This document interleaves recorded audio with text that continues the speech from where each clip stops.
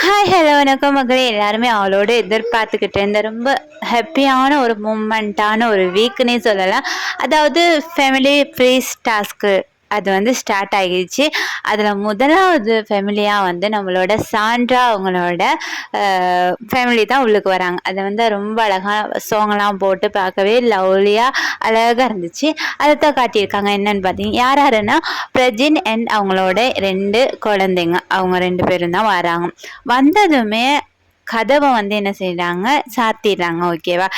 அந்த போட்டியாளருக்கு ஒரு டாஸ்க்கு. அந்த டாஸ்க்கை வந்து எப்போ முடிக்கிறாங்களோ அப்போ தான் வந்து அந்த வீட்டாக்களை வந்து நம்ம பார்க்கலாம், பேசலாம், சந்திக்கலாம் அப்படின்ட்டு அது உள்ளுக்கே ஒரு டாஸ்க் வந்து கொடுத்துருக்காங்க. இன்னும் பார்க்க நல்லா தான் இருக்குது. இருந்தாலுமே ஒரு சின்ன விஷயம் என்னன்னு பார்த்தீங்கன்னா, சாண்ட்ராவுமே வந்து ஆல்ரெடி வந்து பிரஜினோட தான் உள்ளுக்கு வந்துட்டாங்க. வெளியில் பெஸ்ட்டாக விட்டாகி போயிட்டு அதுக்கு பிறகு வந்துட்டாங்க. அதுக்கு பிறகு அவர் போயிட்டு பிரஜினை அனுப்பாமல் அவங்களோட குழந்தைங்களை மட்டும் அனுப்பியிருந்தா வந்து இன்னும் நல்லா இருந்திருக்கும். ஓகேவா?